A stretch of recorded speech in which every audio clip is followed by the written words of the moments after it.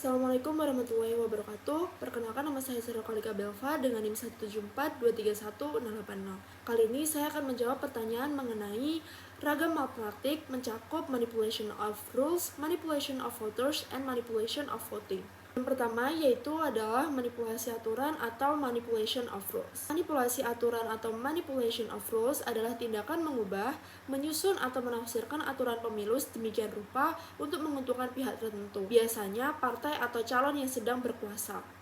Contoh dari penerapan manipulation of rules atau manipulasi aturan ini yaitu praktek gerrymandering, yaitu pengaturan batas daerah pemilihan agar menguntungkan kelompok politik tertentu atau penunjukan pejabat penyelenggara pemilu dan hakim yang tidak independen sehingga proses pengawasan dan penyelesaian sengketa menjadi bias. Dampak dari manipulasi aturan ini sangat signifikan karena dapat merusak prinsip keadilan dan kesetaraan dalam pemilu, menciptakan ketidakpercayaan publik terhadap proses pemilu, serta melemahkan demokrasi secara keseluruhan.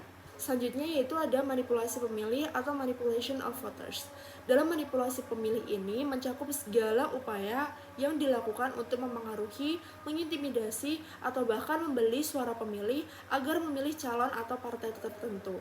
Bentuk yang sering kali terjadi dan paling umum adalah praktek politik uang atau money politik, di mana calon atau kelompok tertentu memberikan uang, barang, atau janji-janji kepada pemilih sebagai imbalan suara.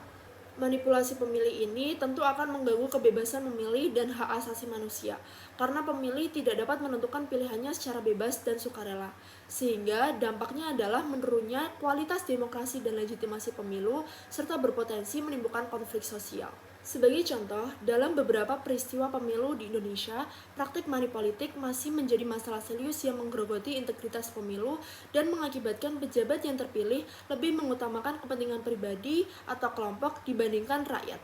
Dan yang terakhir adalah manipulasi proses pemungutan suara atau manipulation of voting. Manipulation of voting adalah berbagai tindakan curang yang terjadi pada saat pemungutan suara, perhitungan, dan rekapitulasi suara. Contohnya adalah kasus di mana surat suara palsu dimasukkan ke dalam kotak suara untuk menambah hasil calon tertentu atau pengubahan data hasil penghitungan di tingkat kecamatan atau kabupaten untuk memenangkan kandidat tertentu. Hal ini dapat kita lihat di Indonesia pada peristiwa Pilpres tahun 2014. Dampak dari adanya manipulasi ini tentu akan mencederai hasil pemilu yang seharusnya merefleksikan suara rakyat. Hal ini dapat menimbulkan krisis legitimasi pemerintahan, menurunkan kepercayaan masyarakat terhadap institusi demokrasi, dan memicu ketegangan politik hingga konflik sosial. Sekian pembahasan saya mengenai ragam malpraktek pemilihan umum. Terima kasih.